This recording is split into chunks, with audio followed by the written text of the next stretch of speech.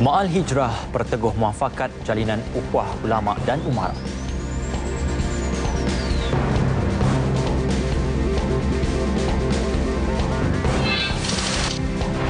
Ancaman Daesh dan kelompok pelampau perlu ditentang umat Islam.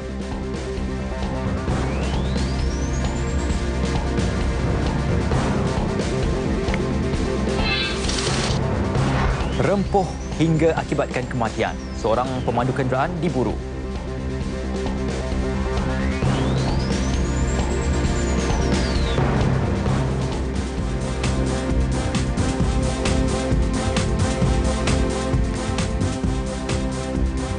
Assalamualaikum dan salam sati sejiwa. Ini N5 2 Oktober 2016 bersama saya Ismail Adnan. Dan seperti biasa untuk lintas langsung negeri-negeri, kita akan bersama Norsila Talaha di Sarawak. Kemudian ke Sabah bersama Stanley Misun dan selepas itu bersama Muhammad Rashidi Muhammad Isa di Terengganu dan akhir sekali bersama Nur Amalina Abdul Halim di RTM Melaka. Teruskan bersama N5.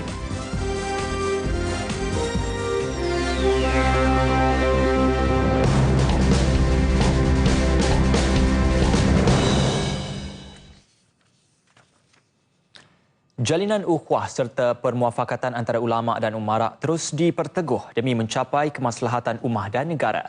Permuafakatan antara kedua-duanya mampu menghindari perpecahan sesama umat Islam disebabkan perbezaan pendapat sekaligus mewujudkan penyatuan dalam kalangan rakyat seluruhnya. Yang di-Pertuan Agong Tuanku Abdul Halim Muazzam Shah dalam titah menyuarakan penghargaan kepada para ulama dan umarak yang telah melaksanakan tanggungjawab dengan penuh ikhlas dan amanah.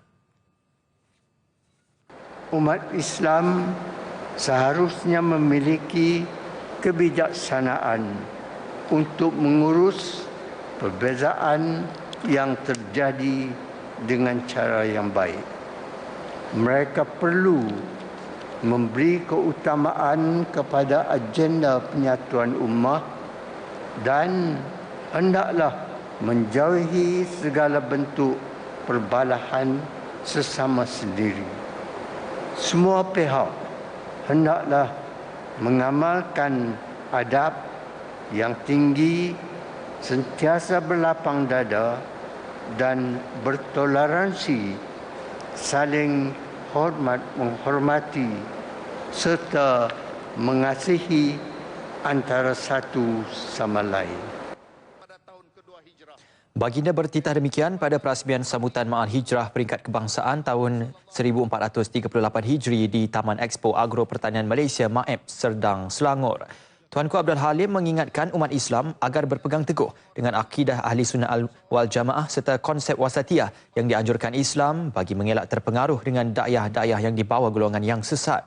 Berangkat sama pada majlis bertemakan Ukhuwah Islamiah Asas Penyatuan Ummah Raja Pemaisuri Agong Tuanku Hajah Haminah. Turut hadir Perdana Menteri Datuk Seri Najib Tun Razak dan isteri Datin Seri Rosmah Mansor serta menteri-menteri kabinet yang lain.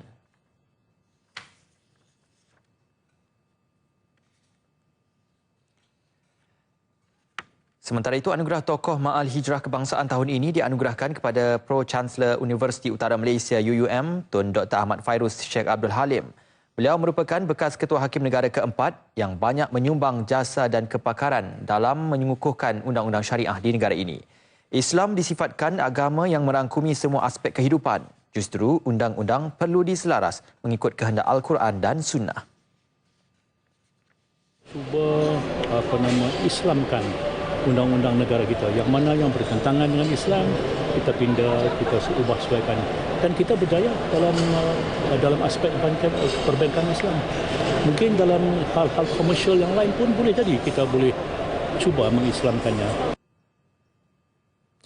Buat julung kalinya, anugerah khas Ma'al Hijrah diperkenal dan diberikan bagi menghargai sumbangan besar Allahyarham Datuk Dr. Harun Din dalam memartabatkan Islam di peringkat nasional dan global yang diiktiraf oleh pelbagai pihak. Bekas Mursyidul Ampas Allahyarham turut menerima imbuhan yang sama seperti tokoh Ma'al Hijrah Kebangsaan iaitu pingat dan sijil penghargaan serta wang tunai RM100,000.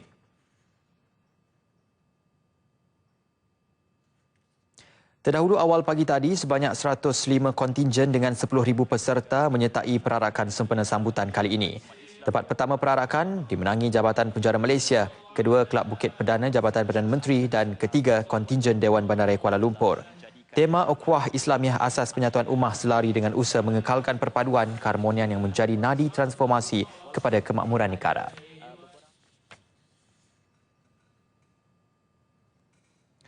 Di Kedah, umat Islam diingat untuk tidak mengutamakan kepentingan diri yang sempit hingga sanggup meruntuhkan tembok persaudaraan dengan menyerahkan kuasa serta menggadai maruah.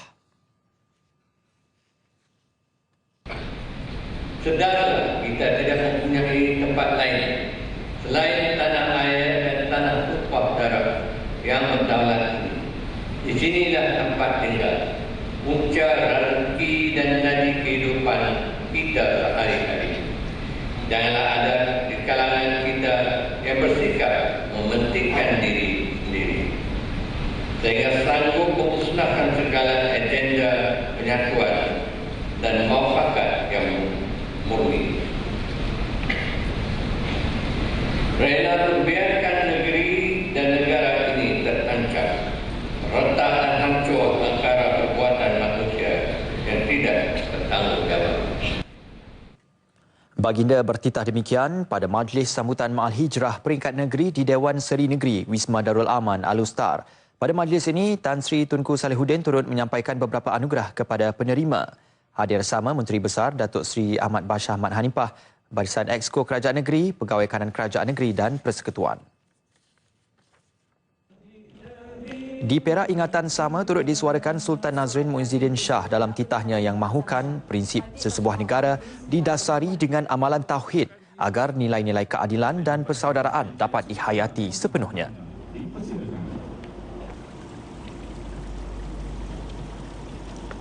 Dengan meletakkan diri sebagai hamba Allah, rasa persamaan ini akan menanamkan semangat persaudaraan yang penuh dengan kasih sayang.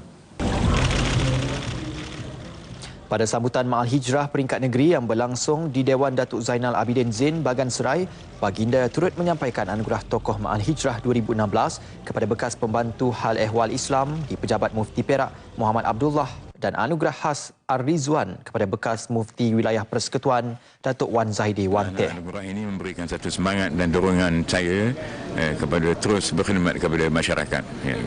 Junjung kasih kepada kebahagiaan tuanku, terima kasih kepada pimpinan Kerajaan Negeri Perak yang telah memilih saya sebagai Tokoh Ar-Ridwan pada tahun ini. Turut disampaikan anugerah pengurusan masjid terbaik kepada Masjid Al-Islah Keledang Utama Sungai Siput serta anugerah pengurusan Tanah Perkuburan Islam terbaik kepada Tanah Perkuburan Kariah Masjid Kampung Boyan, Taipei. Sementara itu, di Kuantan, dedikasi dan berani membuat keputusan dalam menjalankan tugas menjadi pegangan utama timbalan yang dipertua Majlis Ugama Islam dan Adat Resam Melayu Pahang, MUIP, Datuk Seri Wan Abdul Wahid Wan Hassan yang dipilih sebagai penerima Tokoh Ma'al Hijrah peringkat negeri.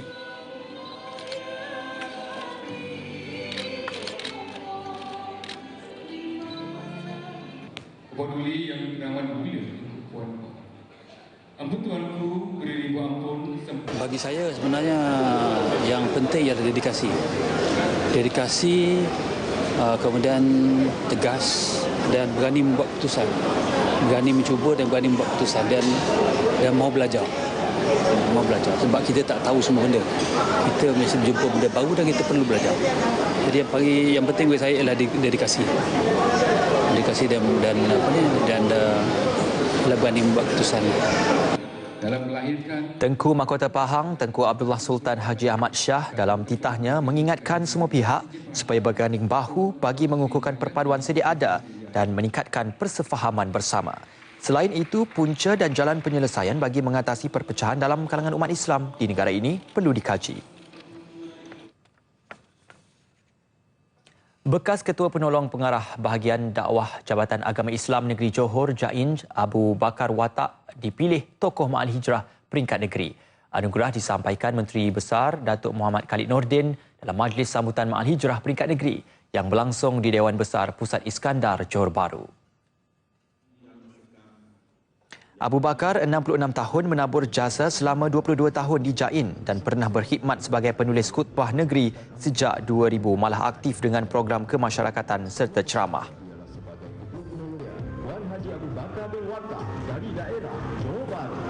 Dan terima kasih kepada Jawatankuasa Pemilihan khasnya Kerajaan Negeri.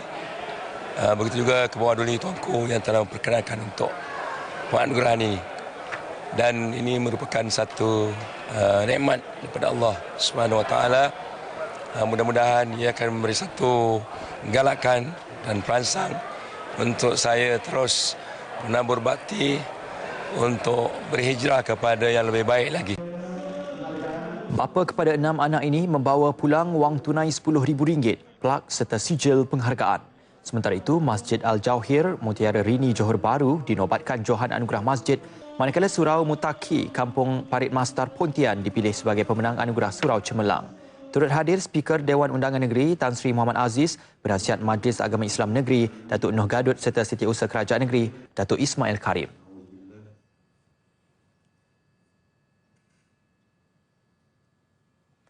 Baiklah, lintas langsung negeri-negeri, kita mulakan dengan laporan dari Sarawak.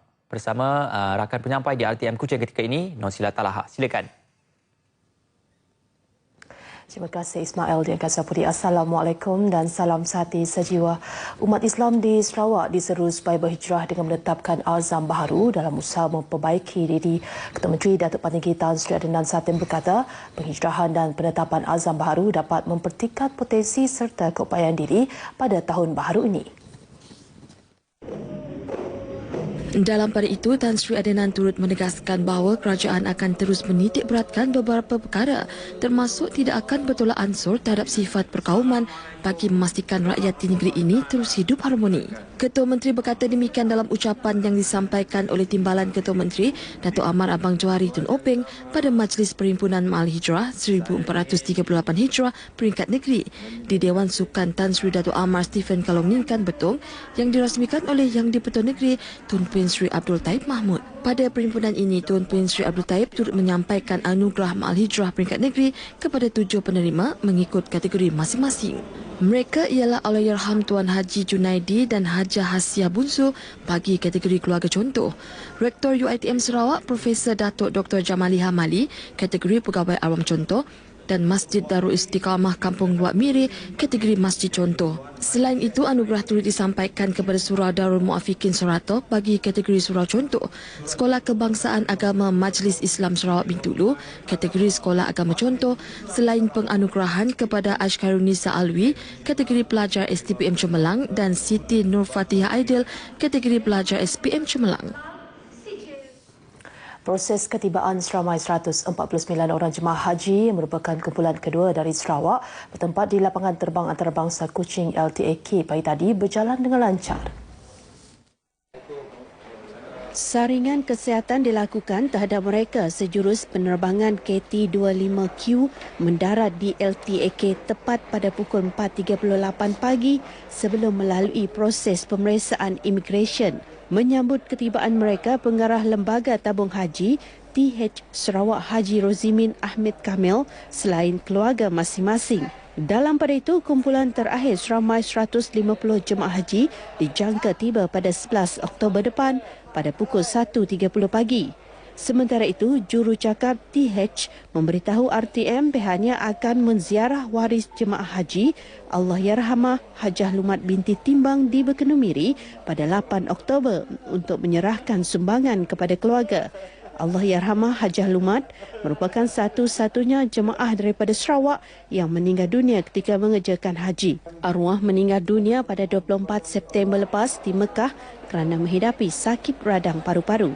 Tahun ini seramai 733 jemaah haji daripada Sarawak menunaikan rukun Islam kelima itu. Menurut data daripada TH, jemaah haji paling tua yang menyertai rombongan kali ini berusia 81 tahun iaitu Haji Bul Hasan Rais daripada Kuching, manakala yang paling muda pula berusia 14 tahun Hajah Julaika Arina Bujang daripada Serikih.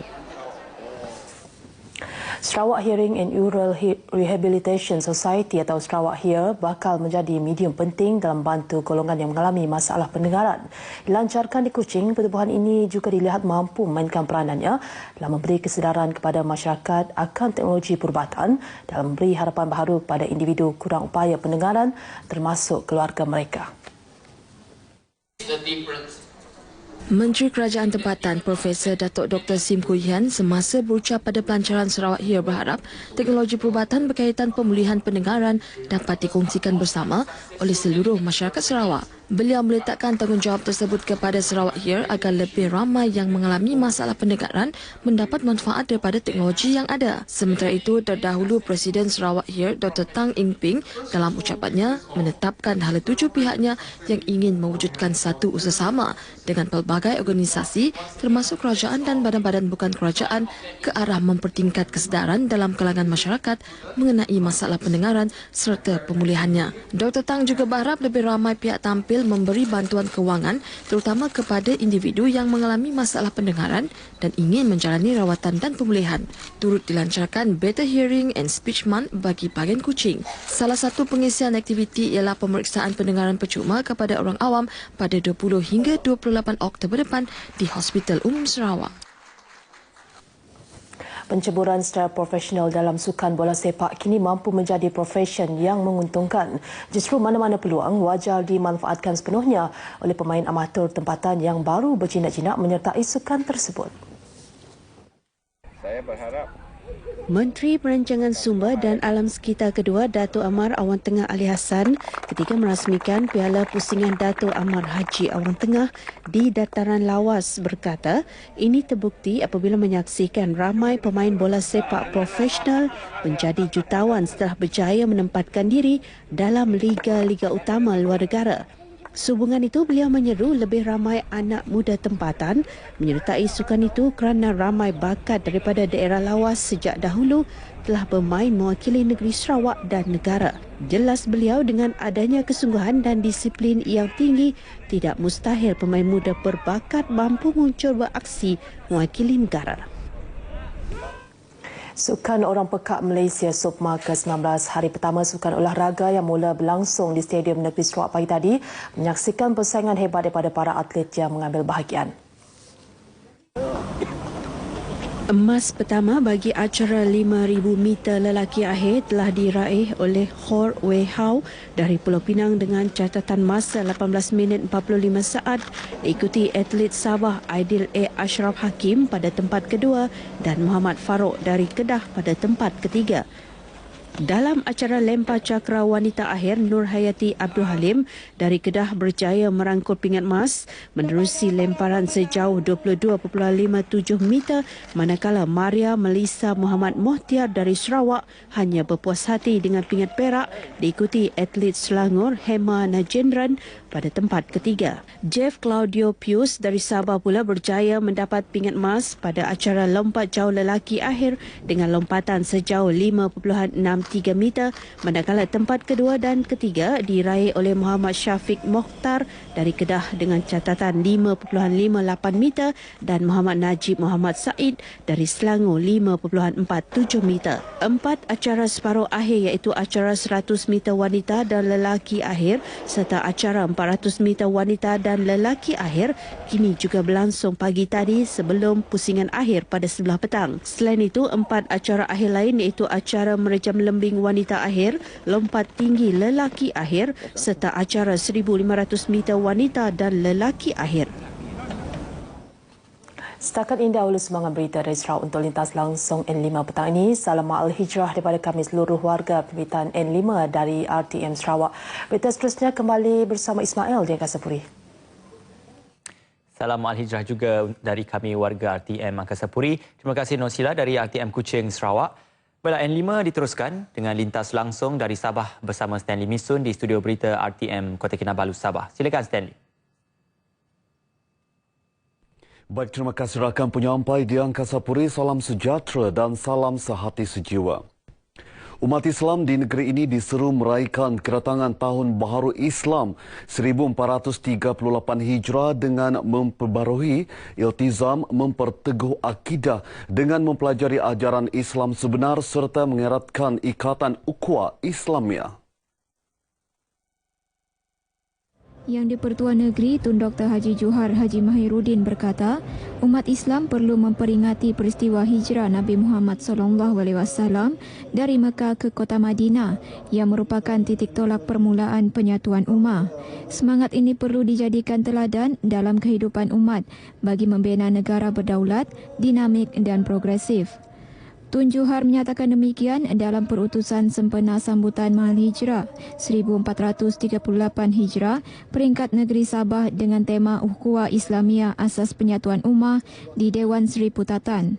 Sementara itu, Ketua Menteri Datuk Seri Panglima Musa Haji Aman dalam ucapannya berkata, rakyat di negeri ini perlu bersyukur dengan pembangunan serta keamanan dan kemakmuran yang dinikmati ketika ini.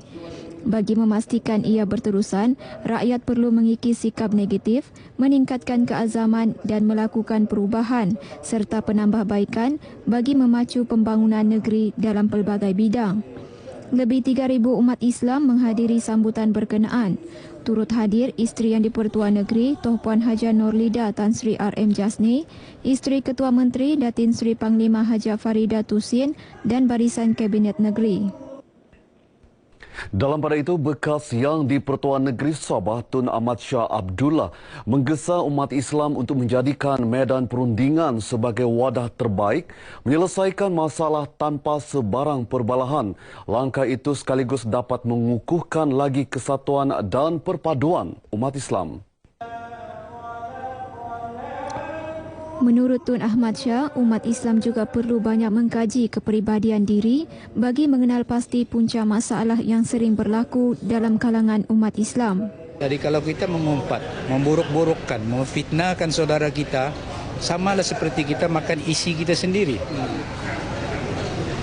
Jadi ini sesuatu yang harus kita elak.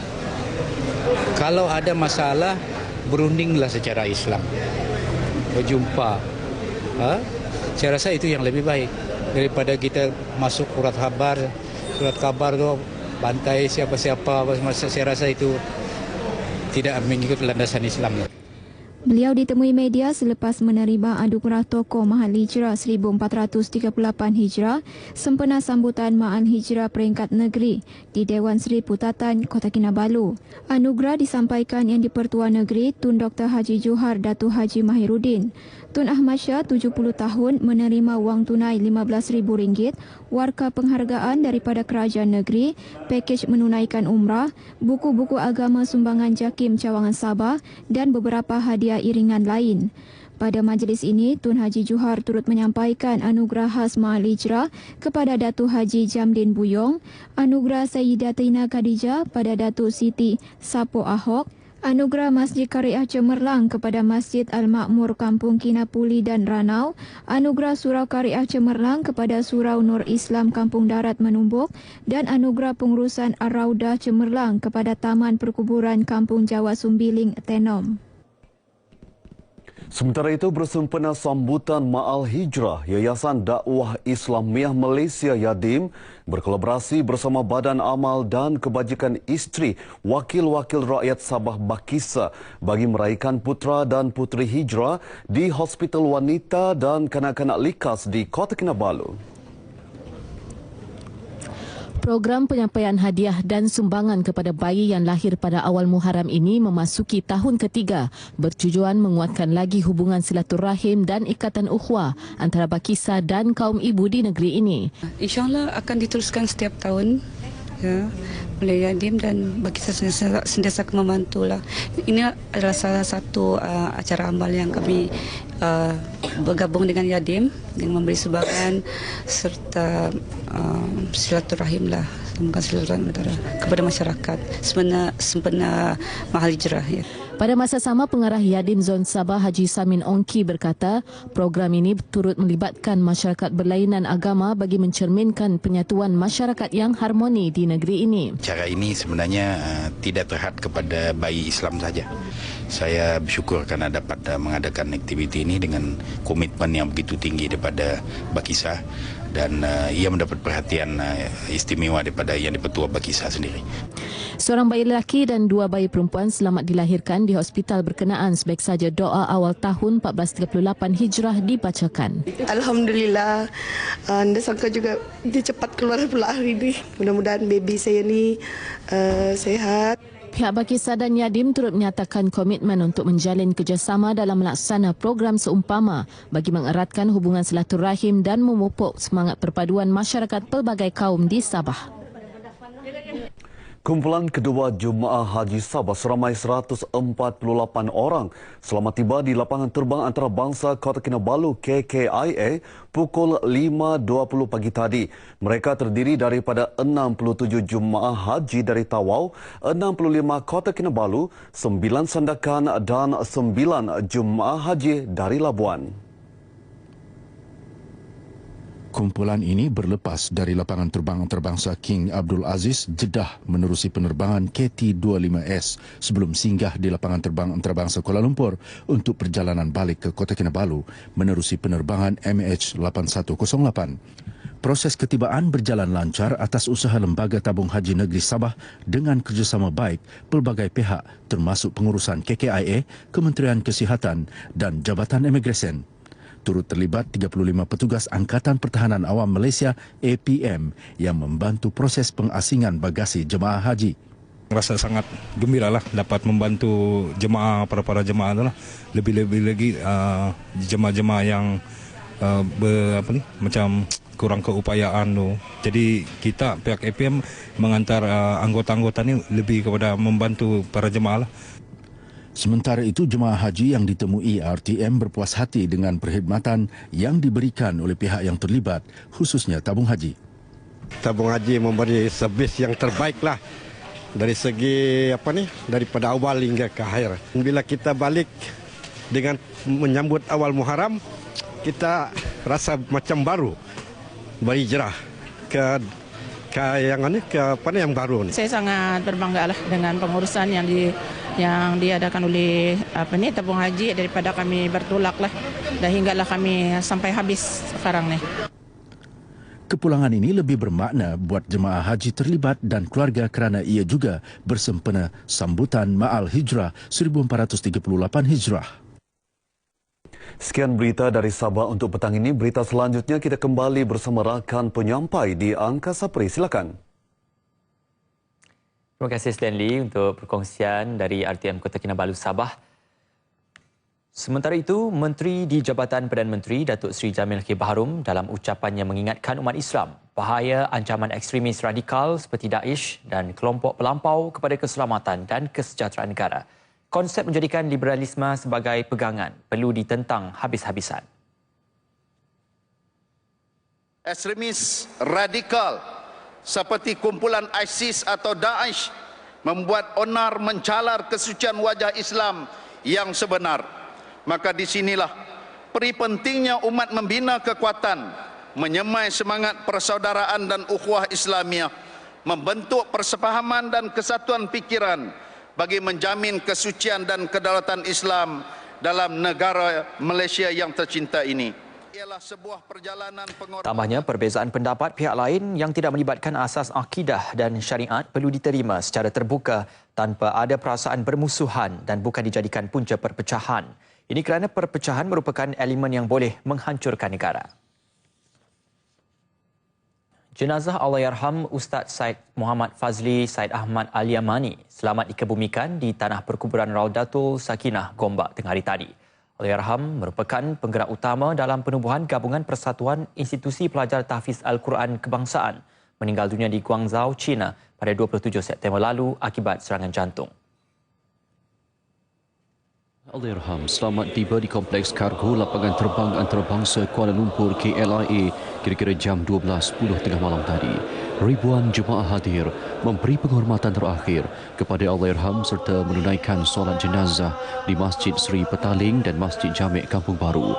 Turut bersama memberi penghormatan Menteri Kewangan kedua Datuk Johari Abdul Ghani. Allahyarham sepatutnya pulang ke tanah air pada 28 September lalu dan kunjungan ke Guangzhou antara lain bagi mengembangkan pusat tahfiz di wilayah berkenaan. Dan pada hari 6 hari ayah saya di China sampai sini 6 hari kami tunggu. Kami tunggu. Akhirnya pada hari ini boleh disimpan. Dia nak sangat tengok saya dan adik-adik lain jadi seperti dia, jadi pendakwah macam dia. Almarhum seorang yang tak kenal letih dan lelah untuk mengajar, untuk memahamkan orang atas agama Allah SWT, untuk menyelamatkan kita daripada azab Allah SWT. Jadi saya mohon rakyat Malaysia semua jangan lepaskan peluang.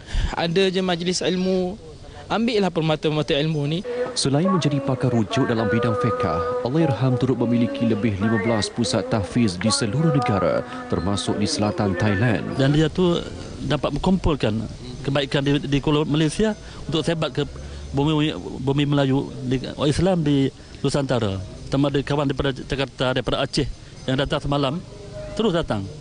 Sebelum ini, ahli keluarga Allahyarham dikatakan berhasrat untuk mengemumikan jenazah di Guangzhou. Namun, kerajaan China tidak membenarkan berikutan peraturan ditetapkan negara itu sejak 20 tahun lalu yang tidak membenarkan warga asing dikebumikan di sana. Allahyarham meninggalkan 4 balu dan 17 orang anak, masing-masing berusia antara 2 bulan hingga 20 tahun. Sebuah kereta yang dipandu laju dan merempuh motosikal yang ditunggang 2 sahabat mengakibatkan kedua-dua mangsa meninggal dunia di lokasi insiden. Kejadian berlaku kira-kira pukul 4.40 pagi tadi di Lebuhraya Tun Dr. Lim Chong Yu, arah Bayan Lepas, Pulau Pinang. Akibat hentakan kuat dan cedera parah, mangsa yang dikenali sebagai Muhammad Faris Mat Nasir, 19 tahun dan Yusman Ari Jamaluddin, 21 tahun meninggal dunia di lokasi. Ketua Polis Daerah Timur Laut ACP Mior Farid Al-Atrash Wahid ketika dihubungi mengesahkan mengenai insiden. Mayat kedua-dua mangsa dihantar ke Hospital Pulau Pinang untuk bedah siasat. Sementara itu, pemandu kereta berkenaan yang menghilangkan diri selepas insiden kini diburu pihak berkuasa bagi membolehkan kes disiasat mengikut Seksyen 4-1 Akta Pengangkutan Jalan.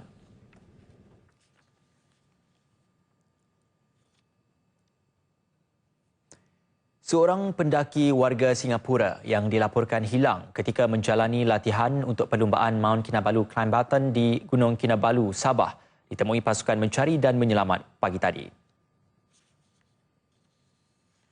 Mangsa Wun Tai Kiang ditemui tidak sedarkan diri oleh anggota pasukan bantuan mencari dan menyelamat di Gunung Mosar, dipercayai terjatuh ke dalam gaung sedalam 150 meter berampiran sayat-sayat kira-kira pukul 7.30 pagi.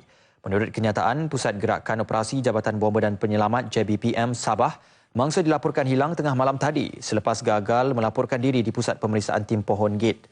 Pasukan Mosar dan Taman Sabah kemudian melakukan operasi mencari dan menyelamat SAR dengan pemeriksaan di sekitar Laban Rata dan beberapa penginapan di Gunung Kinabalu.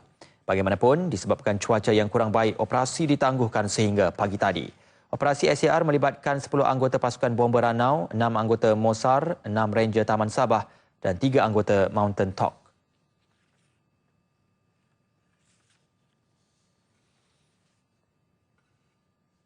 Akibat cuaca gelap, sebuah bot yang membawa 7 penumpang melanggar jeti umum Sumsum ketika dalam perjalanan ke Semporna, Sabah dari Pulau Mabul. Bagaimanapun, semua mangsa yang terdiri daripada seorang warga tempatan dan 6 pelancong warga Cina diselamatkan pasukan keselamatan malam tadi sebelum dihantar ke Hospital Semporna untuk mendapatkan rawatan.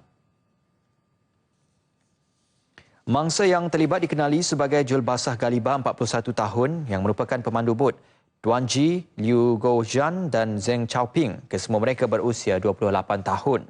Manakala 3 lagi rakan mereka masih belum dapat dikenal pasti identitinya. Pihak berkuasa menerima maklumat mengenai insiden pada pukul 7.10 malam sebelum menggerakkan anggota ke lokasi bagi operasi mencari dan menyelamat.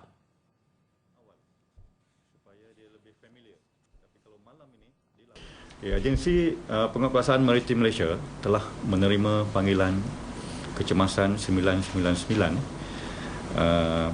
pada jam lebih kurang 7 petang pada 1 Oktober 2016. Daripada maklumat tersebut, kita telah bergerak ke lokasi iaitu di mana satu kes kejadian bot penumpang yang membawa pelancong telah melanggar jeti kayu Kampung Somsom. Kedudukannya lebih kurang 5 batu nautika daripada Bandar Sempurna. Apabila bot kita telah sampai ke lokasi kejadian, kita dapati agensi penyelamat lain seperti pasukan bomba dan juga pasukan polis marin juga telah berada di lokasi. Begitu juga dengan masyarakat kampung telah memberi bantuan awal kecemasan kepada mangsa-mangsa. Mangsa-mangsa ini adalah seramai 6 orang merupakan warga negara China. Semuanya telah dibawa ke hospital, unit kecemasan di Hospital Sempurna untuk perawatan awal. Insiden berlaku ketika bot pemandu membawa 6 pelancong Cina bersiar-siar sekeliling perairan Pulau Mabul sebelum menuju pulang ke Sempurna. Serentak dengan itu, Maritim Malaysia bersedia memberi sebarang bantuan kecemasan di laut kepada mereka yang memerlukan dengan menghubungi talian MERS 999 atau seperti yang tertera.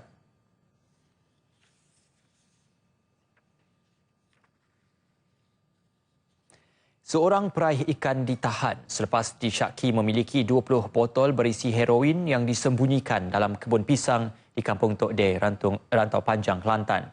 Suspek 28 tahun itu sebelum ini ditahan di rumahnya kira-kira pukul 1.30 pagi awal pagi tadi sebelum dibawa ke kebun pisang yang terletak kira-kira 10 meter dari rumahnya.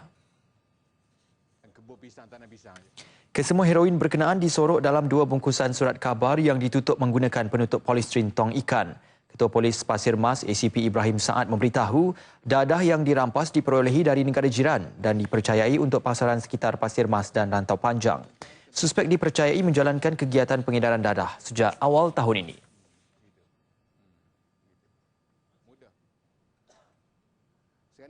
Untuk makluman tuan-tuan, kejayaan kita ini adalah kejayaan orang ramai lah. Maklumat daripada maklumat awam yang kita dapat, kita kumpul. Hasilnya kita berdasarkan pada risikan yang kita ada dan kita buat serbuan. Dan kita dapat hasilnya lah. Ini merupakan, biasanya kita tangkap di sini adalah jenis pil, macam pil kuda. Tapi ini kejayaan kita yang terbaru lah, kita dapat jenis dadah jenis heroin ini. Beliau berkata demikian pada sidang akhbar di Ibu Pejabat Polis Daerah Pasir Mas. Suspek direman seminggu mulai 30 September untuk siasatan lanjut. Siasatan dilakukan mengikut Seksyen 39B Akta Dadah Berbahaya 1952. Polis Kelantan akan menyiasat berhubung kekecohan yang melibatkan sekumpulan masyarakat orang asli dan pembalak di Kuala Musang pada Rabu lepas. Ketua Polis Negeri Datuk Dr. Abdul Rahman Ismail berkata, setakat ini pihaknya menerima 1 laporan masing-masing daripada pihak pembalak dan kumpulan orang asli berkenaan. Pihak berkuasa juga turut membuat 1 laporan setelah dituduh turut terlibat dalam kekecohan itu. Dalam pada itu, beliau turut menasihatkan masyarakat orang asli terlibat membuka halangan yang dibina supaya syarikat konsesi balak menghantar bekalan makanan kepada 80 pekerjanya yang terputus bekalan sejak Rabu lepas.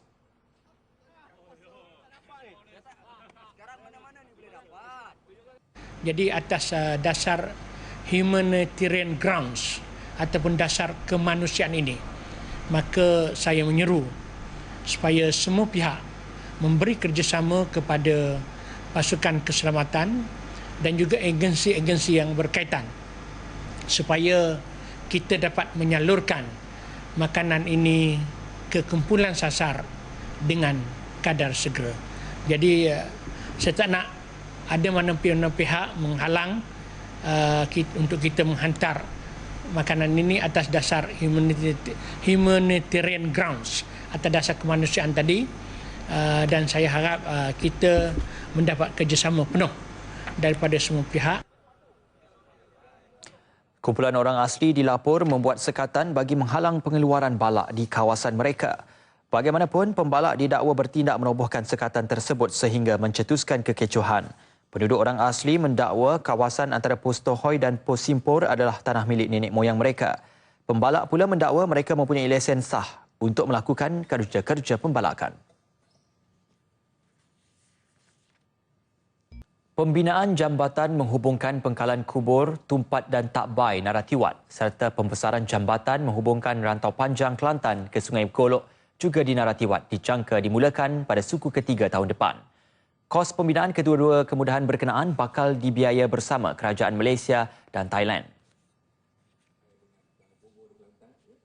Menurut Menteri Perdagangan Antarabangsa dan Industri Datuk Seri Mustafa Mohamad, pelaksanaan projek bakal merancangkan kegiatan ekonomi penduduk antara kedua-dua negara selain meningkatkan hubungan dagang di kawasan sempadan, sekaligus mengurangkan kesesakan di pintu masuk terutama di kompleks kastam, imigresen dan kuarantin rantau panjang.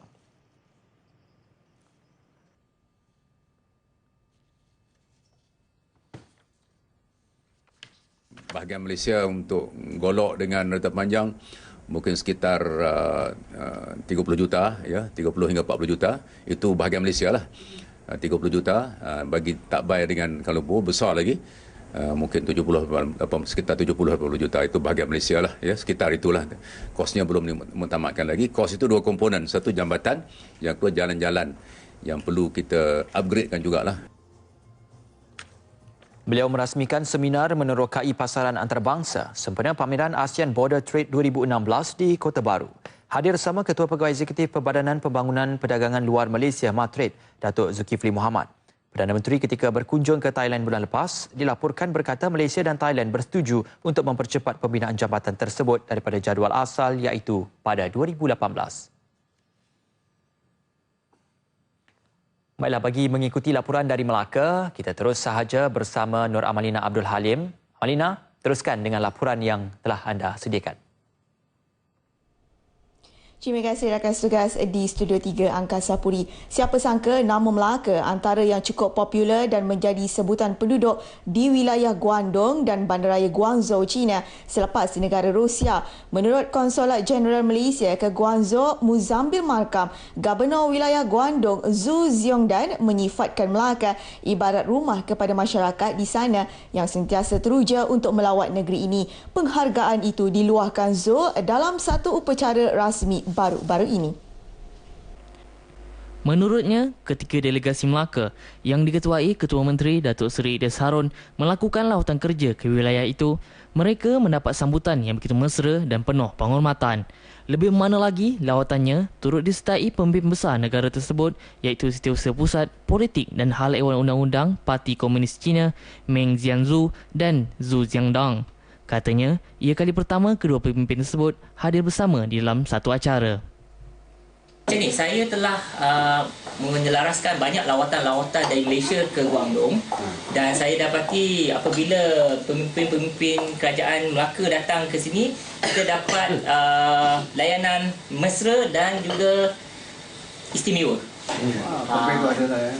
Contoh dia, contoh masa perbincangan dua hala. Okey. Dituruti pula dengan majlis makan malam di mana dua-dua ada. Ingat tak last year Datuk lain? Itu bukan praktis dia. Jarang dapat layanan istimewa seperti itu.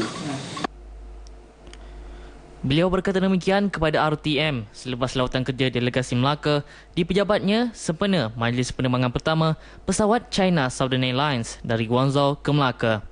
Delegasi Melaka disertai Esko Kerajaan Negeri, Datuk Latifah Omar dan Datuk Lai Meng Chong bersama Ketua Pegawai Eksekutif Kumpulan Melaka Berhad KMB, Khairul Izwan Harun.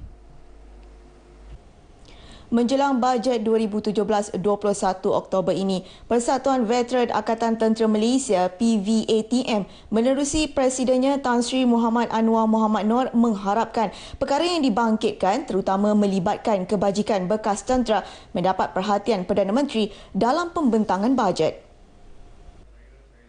Antara yang telah diusulkan termasuk mengurangkan jurang perbezaan pencen, juga memberi bantuan kebajikan tahunan secara tetap kepada veteran yang tidak berpencen.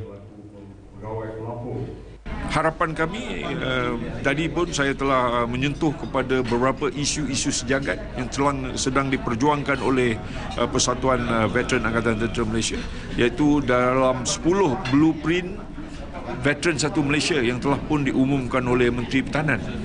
Jadi kami bagi pihak semua veteran, dan apa yang saya telah dengar denyutan nadi daripada akar umbi, bahawa mereka mengharapkanlah sangat kalau kerajaan pada tahun ini mengumumkan sesuatu, iaitu Yang Amat Berhormat Perdana Menteri mengumumkan sesuatu yang juga menyentuh tentang bantuan ataupun kemudahan kepada veteran.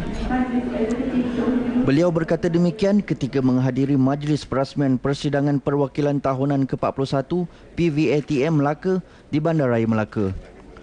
Majlis dirasmikan Exco Kerajaan Negeri Datuk Mat Yunus Hussein yang turut dihadiri Yang di-Pertua PVATM Negeri Datuk Muhammad Fazil Syafi'i. Usaha memartabatkan seni persembahan teater bangsawan dan memperkenalkannya kepada masyarakat tidak pernah putus dijalankan Kerajaan Negeri Melaka. Tambahan pula, Melaka memang dikenali sebagai pusat tumpuan pelancong dari seluruh dunia, bukan sahaja daripada segi sejarahnya tetapi juga kepelbagaian nilai budaya dan keseniannya. Justru Kerajaan Negeri menerusi Perbadanan Ketua Menteri Melaka CMI mengambil inisiatif mewujudkan Panggung Bangsawan Melaka PBM bagi mementaskan persembahan teater yang berprestij. PBM dahulunya dikenali sebagai Panggung Cathay Cinema yang merupakan panggung wayang tertua di negeri ini, terletak di Jalan Mushi Abdullah bersebelahan Sungai Melaka. Penjenamaan semula PBM ini hasil idea yang di-Pertua Negeri Tun Muhammad Khalil Yaakob. Panggung ini dinaik taraf dengan kos kira-kira RM7 juta. Pelbagai pengisian kesenian dan kebudayaan dirancang dipentaskan di panggung ini. Tapi kita akan menghadkan persembahan di Panggung Bangsawan ini eksklusifly untuk corak persembahan yang berintelektual tinggi, dari segi seni dan budaya. Jadi bukan sebarang persembahan boleh dibuat di sini. Dia perlu ditapis agar eksklusif tu sentiasa berada pada tahap yang sepatutnya lah. Beliau menghadiri perasmian Panggung Bangsawan Melaka di Bandaraya Melaka yang disempurnakan Yang di-Pertua Negeri Tun Muhammad Khalil Yaakob. Sempena majlis tersebut, teater bangsawan Tun Mamat dan Puteri Gunung Ledang yang dibarisi pelakon terkenal seperti Awi, Vanida Imran dan Datuk Jalaluddin Hassan yang dipentaskan selama 2 hari berjaya menarik minat orang ramai. Dengan adanya memang nampak menarik dan dapat baguslah. Kita pun happy lah bila ni join melihat nonton teater ni. So far kita banyak didedahkan dengan wayang, MBO kan. Sometimes we have this kind of bangsawan kan untuk kita mengingati masa-masa yang silam kan. Tak ramai orang yang buat benda ni. So for today I'm really enjoy lah. Itu salah satu warisan kita lah untuk kita, dan yang pentingnya sebab warisan ni kerajaan yang Melayu Melaka lama tu kan, jadi kalau kita berdapat sama-sama menaikkan lagi, alhamdulillah lah. Kalau kita daripada Melaka nak pergi ke Istana Budaya memang susah, so adanya dekat sini lagi semangat kita nak tengok memtabatkan bangsa kita, Melayu kita, negara kita, terutama Melaka lah. Panggung berkeluasan 6,600 kaki persegi ini mampu memuatkan 400 penonton dalam satu masa dan dilengkapi penyaman udara serta sistem audio dan pencahayaan yang canggih. Setakat ini sahaja laporan dari Melaka. Kembali semula ke Angkasa Puri. Terima kasih Amalina untuk perkongsian dari Melaka. Berbekalkan ketahanan fizikal serta semangat yang tinggi, hasrat menjejaki salah satu air terjun di Taman Negara Selai Johor menjadi kenyataan. 40 pengamal media Johor dan beberapa wakil agensi swasta menyertai ekspedisi anjuran Perbadanan Taman Negara Johor baru-baru ini. Muhammad Afiq Anwar ada laporan penuh. Dari Pekan Bekok Segamat, perjalanan sejauh 23 km ini memakan masa kira-kira sejam menggunakan kenderaan pacuan 4 roda. Selesai cabaran pertama, ketibaan kami di Taman Negara ini disambut kesegaran dan kehijauan hutan. Ekspedisi pendakian ke air terjun diketuai Presiden Kelab Media Johor, Muhammad Fauzi Ishak, Misi mendaki ke Takah Pandan turut dibantu 4 jurupandu terlatih daripada Perbadanan Taman Negara Johor PTNJ. Perjalanan kira-kira 1 km ke Tapah Pandan dari base camp Lubuk Tapah mengharungi pelbagai rintangan termasuk laluan berbatu, mendaki bukit dan melangkah beberapa pokok besar yang tumbang. Belakang saya ini merupakan Takah Pandan, iaitu air terjun yang pertama daripada base camp, iaitu di Lubuk Tapah. Dan di Taman Negara ini mempunyai 4 air terjun, iaitu di Takah Pandan, Takah Tepaang, Takah Berangin dan Takah Tinggi. Dan untuk ke Takah Tinggi daripada base camp, pengunjung perlu mendaki kira-kira 4 km untuk sampai ke atas. Satu kepuasan yang tidak boleh digambarkan, walaupun terpaksa berjalan kaki sejauh kira-kira 1 jam dengan menempuh berbagai halangan, menaiki bukit yang tinggi hingga 200 meter, tetapi apabila sampai di air terjun di sini, satu kepuasan yang puas, kita dapat mandi dengan air yang bersih, air yang jernih, air yang segar daripada gunung. Sememangnya suatu nikmat Allah yang tak dapat kita bayangkan bila kita sampai ke suatu tempat yang tidak akan dapat kita capai bila kita buat secara individu. Tapi insya-Allah dengan berkumpulan kita mempunyai kekuatan untuk sampai walaupun dalam keadaan fizikal yang tidak mengizinkan. Bagi Muhammad Fauzi, program yang dianjurkan ini membuktikan pengamal media Johor sentiasa bersedia untuk menghadapi segala cabaran. Rasa bertuah semua media dapat merasai, iaitu kita buat jungle trekking ke beberapa air terjun iaitu Takah Selo dan Takah Pandan. So ini merupakan satu pengalaman yang menarik bagi kita semua dan alhamdulillah kesemua ahli-ahli rombongan kita seramai 40 orang telah berjaya mendaki yang agak tinggi juga air terjun ni dan sampai ke sana dengan selamat. Penat bukan lagi satu isu besar bagi mereka kerana pengalaman menyertai ekspedisi ini mencatatkan kenangan yang tidak dapat digambarkan. Muhammad Afianwar melaporkan untuk RTM. Terima kasih Afiq Anwar untuk laporan itu. Pakej pelancongan bermotosikal di negara ini mampu diperhebat memandangkan kecenderungan serta minat masyarakat terhadap motosikal berkuasa tinggi. Kepelbagaian serta keindahan persekitaran negara mampu menggamit minat pengembara motosikal berkuasa tinggi ke lokasi-lokasi pelancongan termasuk Putrajaya. Walaupun sebelum ini kumpulan berkenaan dilabel persepsi mengenai cara tidak berhemah seperti menunggang laju atas jalan raya, namun peranan mereka dalam mempromosi Malaysia tidak boleh dipandang ringan. Aktiviti riadah yang dianjurkan Ladies of Harley LOH ke Putrajaya bukan sahaja merapatkan hubungan antara ahli kelab tetapi juga dengan misi menjelajah ke setiap negeri.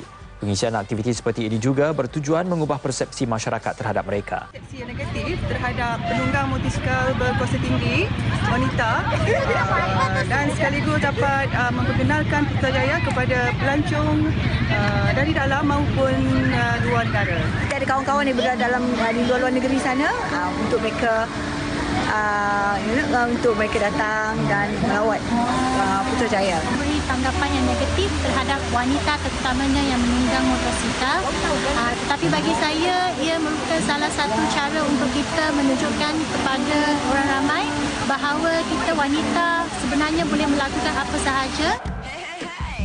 Walau bagaimanapun, aktiviti seperti ini mendidik ahli-ahli untuk menyemai semangat cintakan negara, menghargai khazanah alam sekitar serta mengagumi destinasi pelancongan menarik yang terdapat di negara sendiri.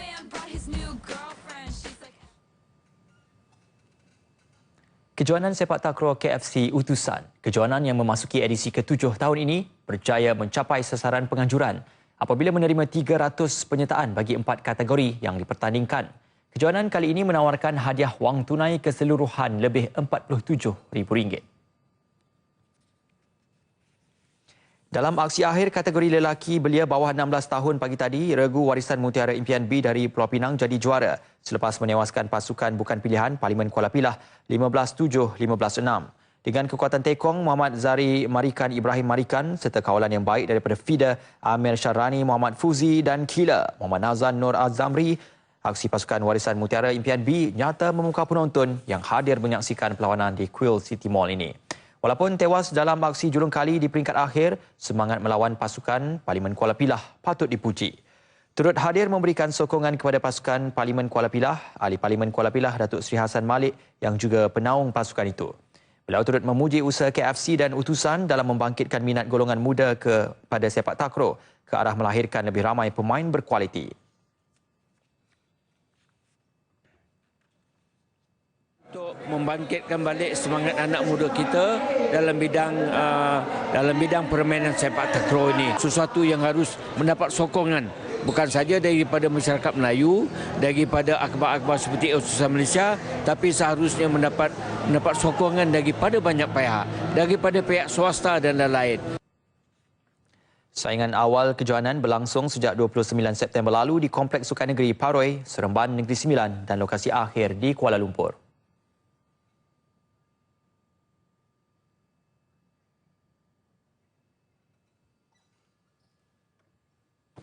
Baiklah, sebelum berpisah, kita ikuti laporan Met Malaysia bersama pegawai bertugas. Silakan. Terima kasih rakan di Angkasa Puri. Assalamualaikum dan salam sehati sejiwa. Kita mulakan laporan cuaca pada petang ini dengan melihat corak tiupan angin di rantau kita. Secara amnya angin masih lagi bertiup dari arah baratan dengan hal laju yang agak kencang iaitu sekitar 40 hingga 50 km sejam. Oleh yang demikian, Met Malaysia masih lagi mengekalkan amaran angin kencang dan laut bergelora kategori pertama bagi perairan Phuket, Selat Melaka Utara, Condor, Reef North dan juga layang-layang. Amaran yang sama juga dikeluarkan bagi perairan negeri Kedah, Perlis dan juga Pulau Pinang. Keadaan angin kencang ini boleh mengakibatkan ombak setinggi 3.5 meter dan ianya adalah berbahaya kepada aktiviti bot-bot kecil, sukan laut dan rekreasi laut. Amaran ini dijangka akan berakhir menjelang lewat malam nanti. Seterusnya bagi melihat keadaan cuaca, kita beralih ke paparan imej satelit. Pada ketika ini, tiada awan aktif yang dicerap di rantau negara kita. Seterusnya bagi melihat keadaan dengan lebih terperinci, kita beralih ke paparan imej gemerada. Pada ketika ini, tiada hujan dicerap di kebanyakan negeri di Semenanjung kecuali di Kedah dan juga Johor Timur.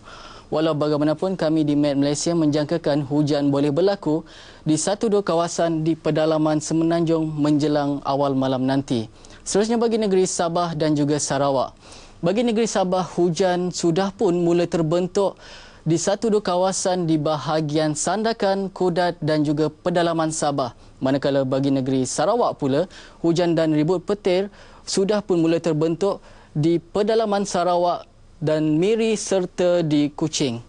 Walau bagaimanapun, kami di Met Malaysia juga menjangkakan hujan dan ribut petir boleh berlaku di kebanyakan bahagian di kedua-dua negeri tersebut menjelang awal malam nanti. Seterusnya, sebelum saya mengundur diri, kita ikuti tinjauan cuaca esok bagi bandar-bandar utama di seluruh negara. Assalamualaikum warahmatullahi wabarakatuh dan salam sehati sejiwa.